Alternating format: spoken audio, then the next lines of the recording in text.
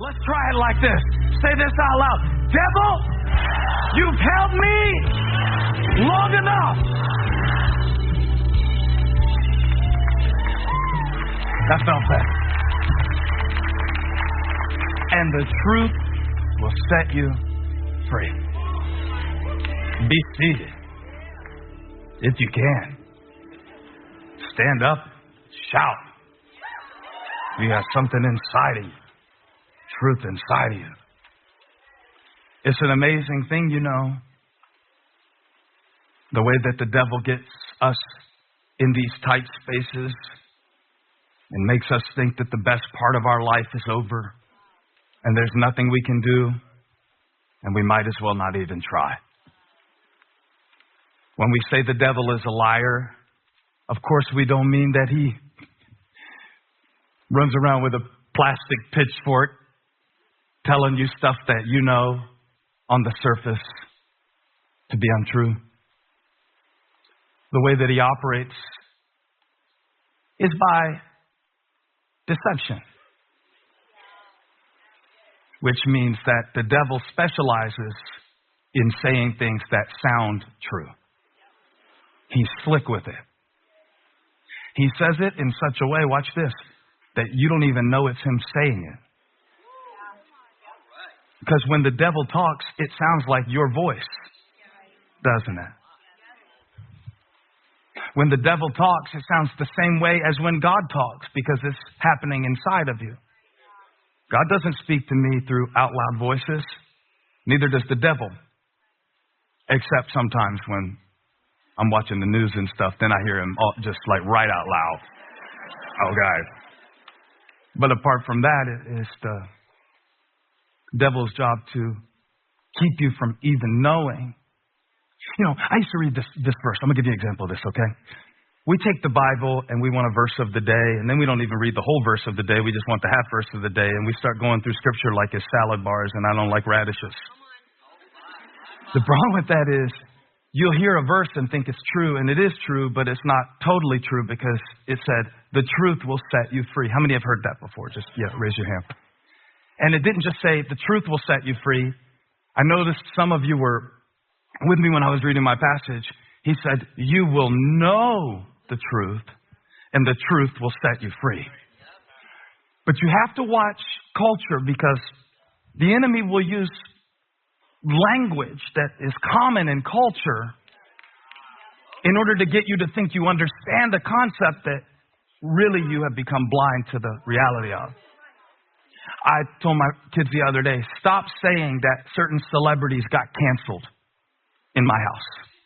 I don't like the word canceled, because the fact of the matter is you use that term all the time interchangeably to mean people are saying something bad about them. I've had people say bad things about me, but I'm not canceled. I'm still called. So I don't know if they're annoyed with this or not, but I don't let them say that in my house anymore. I mean, they still say it because, like, what am I going to do about it? But I tell them to stop. All right? Just being real. I told them they shall not, and they did not. No, they still do it. But I tell them, stop saying that. A few years ago, I started hearing this phrase, this cultural phrase.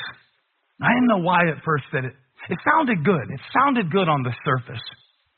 But to me, it felt like there was something about this phrase that, while it sounded very good and even scriptural on the surface, I first heard it from somebody. They said, I've got to live my truth. I didn't know why I didn't like it, because it sounds good, right?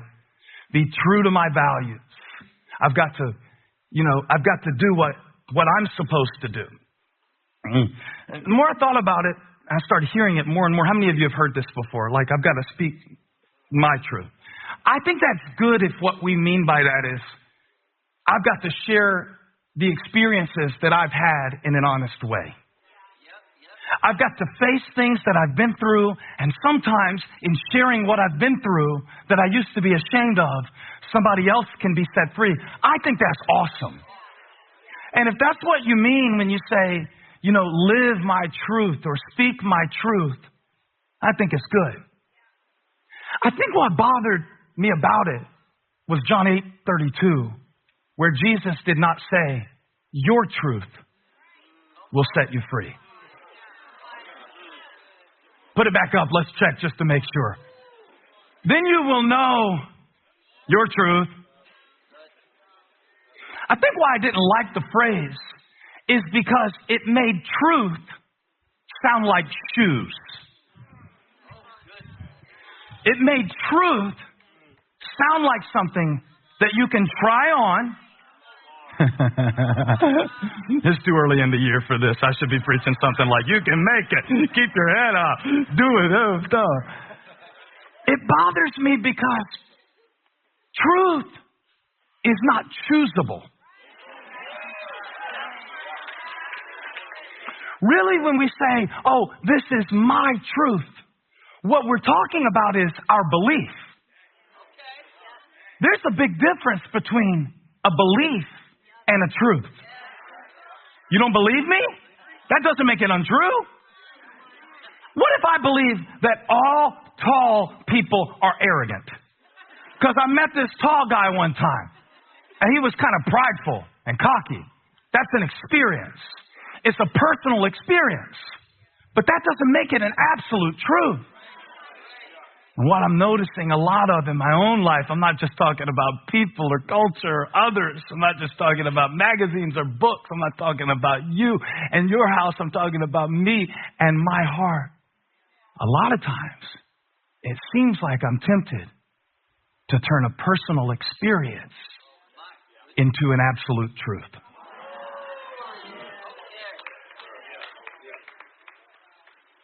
Have you ever had a bad haircut? Now, y'all be careful about this one because my dad was a barber and he's in heaven, so be nice. Are barbers bad? And you're like, this is really stupid, man. We did not come all the way out here with the virus going around to hear you tell us this. No, you've done it with church before. Oh, church people are hypocrites. No. Charlie was a hypocrite. Charlie was a hypocrite. All men are dogs. No, Mike was a dog. Not you. Mike's on my security. I got watch how I say that. No, it wasn't church people. But now watch what you did. You went to a restaurant. You had a bad server. And now you decided to stop eating. You went to one church. You had a bad experience.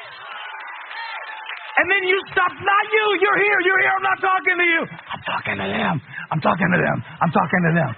You had one experience with failure. You set out to do something. And it didn't work. So then you turned the event, the failure, into an identity. I'm a failure. So what I want to know today, is it a truth or is it a trap? Because when Jesus said the truth will set you free, he wasn't talking to drug lords. When Jesus said the truth will set you free, he wasn't talking to gangbangers. When Jesus said the truth will set you free, he wasn't talking to evil, wicked. He wasn't talking to pagans. He was talking, put verse 31 back up there. It's going to blow your mind. This blew my mind. To the Jews who had believed him. He's talking to people that believe him. And he's telling them they don't have the truth. They only have a certain level of belief. And there's a big difference between belief and truth. Belief is based on your experience. Truth comes from God. Beliefs can be altered. Beliefs can grow and expand and should. I mean, there was a time in your life, let's talk about this. There was a time in your life where most of you believed that somebody came in your house and gave you money for your teeth when they fell out. That made perfect sense to you. Yeah, it's probably worth about $5. Put it on her pillow. Holly got Abby up to $10, and I cut the tooth fairy out. I just pulled her aside and said, it's not real. It's getting too expensive. It got too expensive for me not to tell her the truth.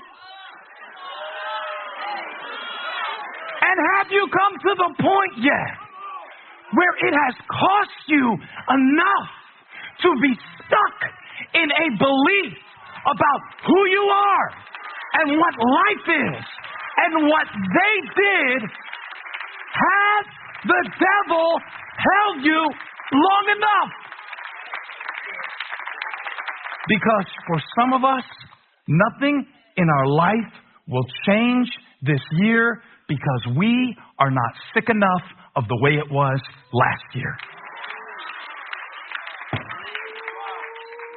We are not sick enough of it yet. We are like the Israelites wandering in the wilderness.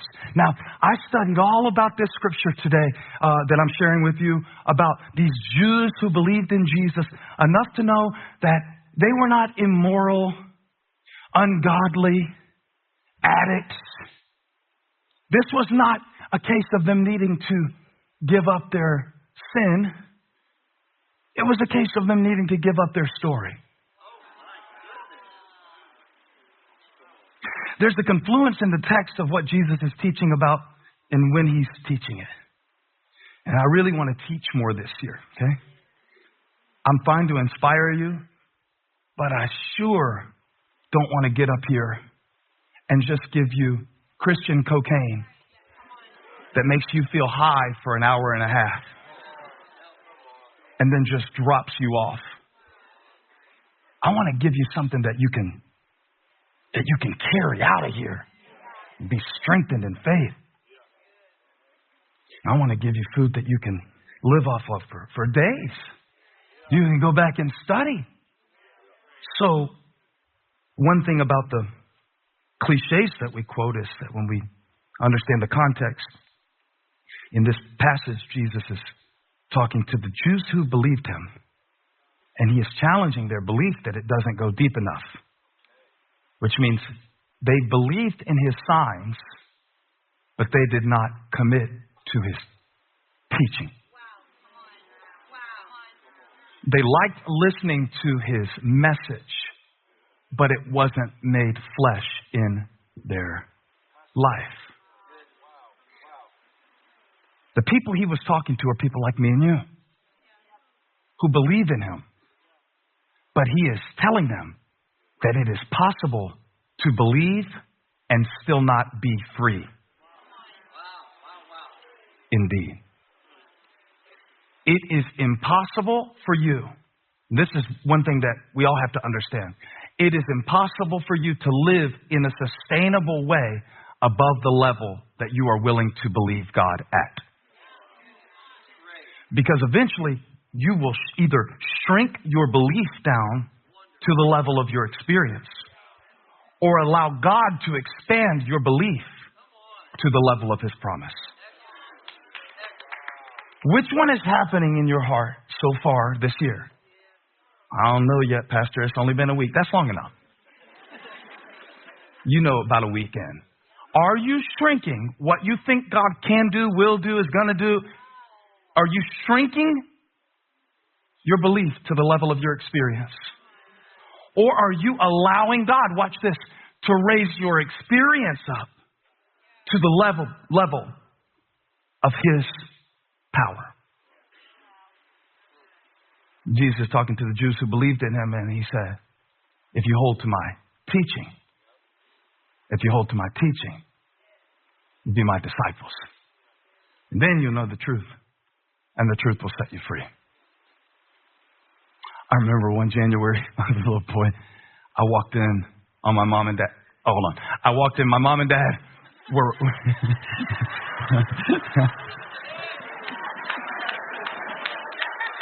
Can we edit this? They were watching. How many of y'all remember Jane Fonda VHS workout tapes? They were watching Jane Fonda VHS workout tapes. And this is the kicker, eating a bowl of ice cream. It scarred me for life. I walked in and saw them watching Jane Fonda eating ice cream.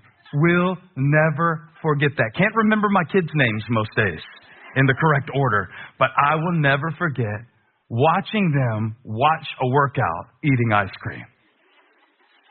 Because now I think about it every time I preach. Because I wonder,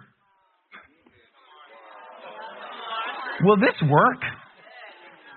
If you just watch me do it? And I don't even look as good as Jane Fonda. I'm not even that attractive. I'm not wearing tights for y'all. And yet,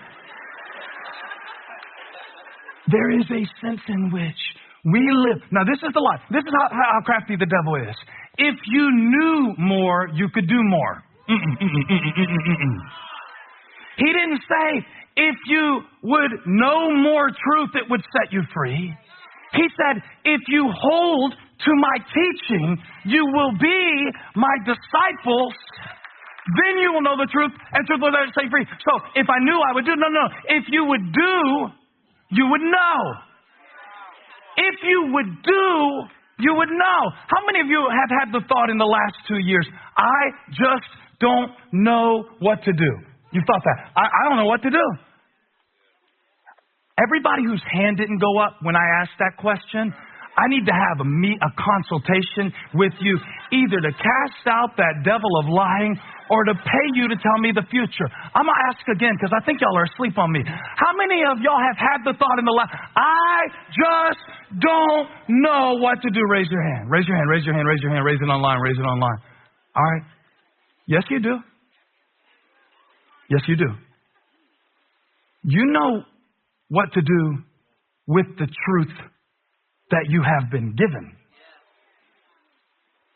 But we don't want to hold to the teaching that Jesus gave us when it's hard to hear or when it makes us confront ourselves. He said to the Jews who believed in him, you are so addicted to the lies that you don't want to hold on to the truth. Hey, thanks for stopping by my YouTube channel. I hope you were blessed today. If you were, share this with somebody. Like and subscribe and leave me a comment. Let me know where you're watching from, what we can pray for you about. Hope to